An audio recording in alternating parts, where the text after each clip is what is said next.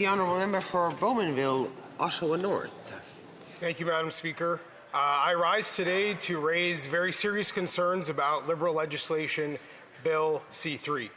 This legislation proposes to create a new system of unlimited chain migration into Canada at a time when Liberal immigration policies have already skewed the population growth to the point where public services are under great strain. This is not only bad policy, but, Madam Speaker, I believe this is immoral policy. Liberals would like to make it easier for people who have never stepped foot in Canada to obtain Canadian citizenship. And it is absurd. It is outrageous. The population growth they have already inflicted upon our country has put us in a vulnerable position on many fronts. And the reality is that they want to hand Canadian citizenship out like candies at the counter. By treating Canadian citizenship this way, Liberals will further increase the number of people who are trying to access social programs, housing, and healthcare. And this is already a growing problem where we have more people than we have services available for the people who are here. The quality of life for Canadians is threatened to be further eroded with Bill C-3. It will make many of the problems in our country even worse. Madam Speaker, I am particularly concerned about the implications this has for our healthcare system, which is already in a state of degradation because of the surge of population growth across the country. We do not have enough hospitals, we do not have enough beds, we don't have enough doctors, and we don't have enough nurses. And the prospect of Liberals wanting to bring even more people into Canada is truly concerning to many. I would like to share with you a story to illustrate just how population growth is lowering the quality of life for Canadians across this country. And it is a personal story of my family dealing with the hospital system last week. On Monday of last week, my dear mother, love you, Mom, by the way, my dear mother went into the hospital for a hip replacement surgery. And like has become the norm across Canada, she had to wait far too long for her surgery date. In fact, by the time she went in to get her surgery done, the surgeon had said the damage to her hip had reached the point of 10 out of 10. That means that my dear mother was dealing with a lot of pain for a long period of time while waiting for the chance to have a surgery that everybody in the healthcare system acknowledged she needed much more urgently than it was provided. But the state of our healthcare system becomes even more clear with the experience we had in the hospital itself. Now, the morning of the hospital, everything went smooth. I was with my mom, the surgeon was awesome, the nurses were awesome, they took great care of her, and we are very thankful for the excellent work that they did. We are also very grateful to be in a country where you don't have to go into debt in order to see a doctor. Very good experience in the morning. I was with my mom in the afternoon and in the evening. Around 10 p.m., I decided that I was going to go home and get some sleep. So I hit the 401, I'm driving east on my way back home, and I get a phone call from my mom, frantic and upset. Now, my mother, Madam Speaker, is a very calm, cool, and collected lady. She does not get upset easily, but she was freaking out, all right? And she was freaking out because she awoke from her rest while recovering from surgery to the sounds of hospital staff moving a male patient into her room. Now, I appreciate that some people in this House might not see that as a big deal, but a lot of people across Canada do. You know, when you are recovering from a surgery and you're in a hospital gown, you're in a physically vulnerable state, you can barely move, the idea that a hospital would move a dude into my mom's room in the middle of the night with no notice, no acknowledgement, don't even recognize this is kind of a bizarre and weird action to take to begin with, it made my mom quite unhappy. And the male patient who was moved into the room was also very uncomfortable with the situation. The only thing dividing them being a thin curtain pulled between hospital beds. And so naturally, when my mom is upset, it's like the bat signal going up, right? I get off the highway, get back, head westward, and I'm back at the hospital. And I go and I speak to the supervising nurse. And after some persistence, I think, Madam Speaker, you know me well enough to know what my persistence might look like.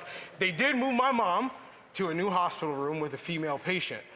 But I asked the supervising nurse, What is the hospital policy that allows you to have a male patient and a female patient forced to share a room without their consent?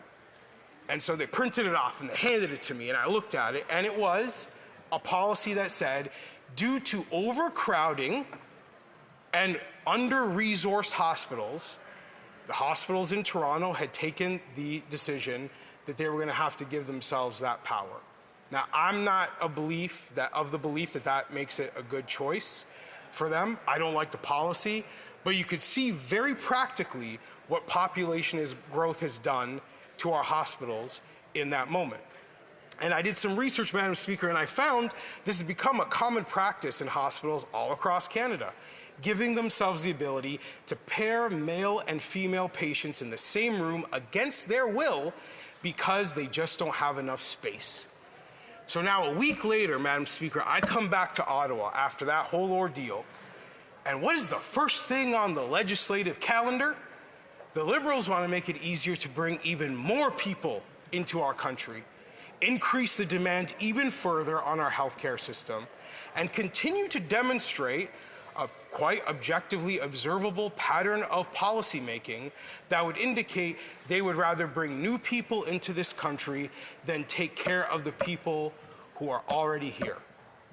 My mom and seniors like her built this country, paid taxes in this country for decades, on the promise that they would be looked after when they needed it. And we have a series of policy choices being made continuously by this Liberal government to make life harder and harder for people like my mom. And forgive me, but I can't get down with that. It's not right. Now, I appreciate that the Liberal MPs on the other side of the House may want to dismiss this and deflect. They might want to say this is a provincial issue. Why don't you take this to the provincial government? And claim that they have no responsibility. Well, my response to that would be, maybe that's a message they could deliver to the Prime Minister. He's the one having fireplace chats with the Premier of Ontario. It's not me. He's the one sipping Chardonnays by the fire with the man who's in charge of the provincial government in this province. And if they want to make healthcare funding an issue, by all means, encourage the Prime Minister to do so. But I'm not able to I don't get invited to the fireplace, Madam Speaker. I don't think you do either. Most Canadians don't get to go to the fireplace. What do we have control over here in this House? In this House, we have the ability to control what we vote for and what we stand for. We get to represent our constituents and say to them, we are going to take a stand for what is right and what is good for the people of this country. And with Bill C-3, they cannot even tell us how many new people they are going to bring into the nation. They cannot give us an answer, and yet they expect us to be able to just rubber stamp their legislation when basic information required to know how this affects our families, our communities, the people who send us here to Ottawa, is not being provided by the Liberal government. It is unacceptable. It's an unacceptable way to do business. And the reality is that they're going to continue this approach of valuing bringing more people in instead of taking care of the people who are already here. We will all lose. That's what happens. We all lose in that situation. So my request to every Liberal MP who is here, every Liberal MP who might hear my words, is please do your job. Please take care of the people of this country. Join the Conservatives in pointing out how reckless your policies are in growing our population. Join the Conservatives in pointing out that at minimum, the Canadian people deserve to know how many new people will be entering this country. Because my mother did not deserve what happened at the hospital. I don't think your mother would deserve it. I don't think anybody's mother deserves it. And I think that's a good enough reason to say this legislation just isn't good enough. Thank you. Questions et commentaires, questions and comments. The honourable member for Vaudreuil-Soulanges.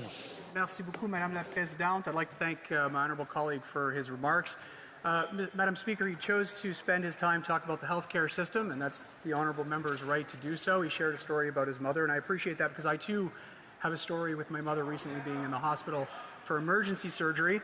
My mother and I actually both had a similar conversation about the state of our healthcare system, and I was able to explain and share with my mother that I was very proud of the fact that I voted in favor of providing even more money for transfers to the provinces, $200 billion record funding that we know is going to have a very positive impact on that healthcare system, Madam Speaker, and I'm just wondering if my honourable colleague can say the same. The honourable member for Bowmanville, Oshawa. Thank you, Madam Speaker. For every dollar they claim to be spending, they are bringing more people here. This is a pretty basic way of understanding how math works. You add money into a system, but they also add demand to that very system, and then expect to get better results. It's illogical, it's immoral, and it's dishonest to pretend their immigration policies are not adding to the burden of our healthcare system and making it harder for Canadians to get the healthcare they deserve. Des commentaires, l'honorable député de la Pointe-de-l'Île. Madame la Présidente, je voudrais savoir si on regarde la loi sur la citoyenneté dans son ensemble. Je pense que le projet de loi a des aspects très positifs qui vont venir combler certaines injustices.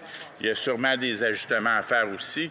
Mais quand on regarde la loi sur la citoyenneté dans son ensemble, c'est un véritable casse-tête. Est-ce que mon collègue est d'accord que ça prendrait vraiment une réforme globale de la loi sur la citoyenneté?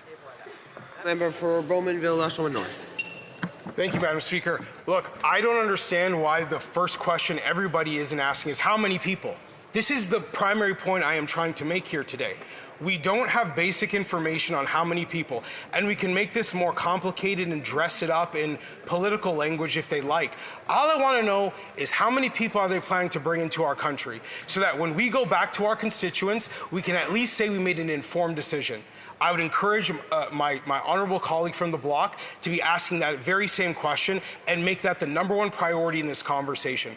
How many people are coming here, and how many hospital beds, how many jobs, how many houses are not going to go to Canadians because of this legislation? Member for Calgary, Nose Hill. Thank you, Madam Speaker.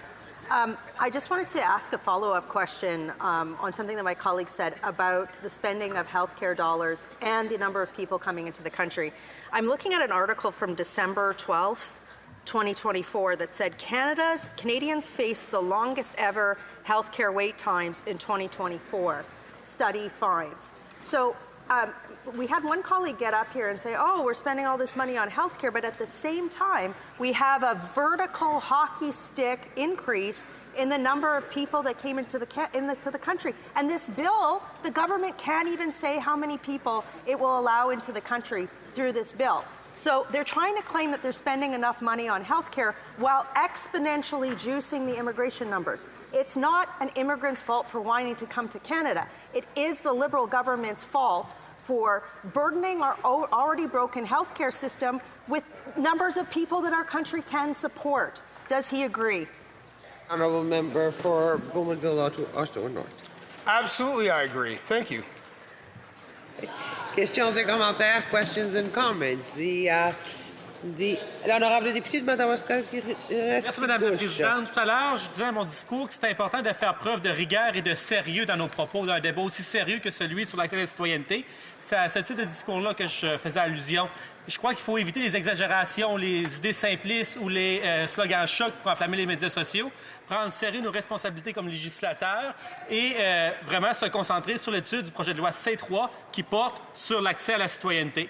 J'aimerais demander à mon collègue, qu'est-ce que sont les soi-disant amendements que son parti souhaite apporter au projet de loi C3? Merci, Madame la Présidente. Member for Bowmanville, Oshawa North. So we have yet another example of a member of parliament saying that he's concerned about information and studying the legislation. He really wants to make an informed decision, elevate the discourse. And then when I ask basic questions of how many people are you bringing into our country, that's crossing a line somehow. This is basic stuff, Madam Speaker. People deserve to know, with the scarce resources our country has, how many people is the Liberal government going to bring in to further divide what is a finite pie of resources and opportunity? This is a basic element of managing a country, managing an economy, managing a healthcare system. And they want to make it more complicated than that, but it is very simple. Thank you.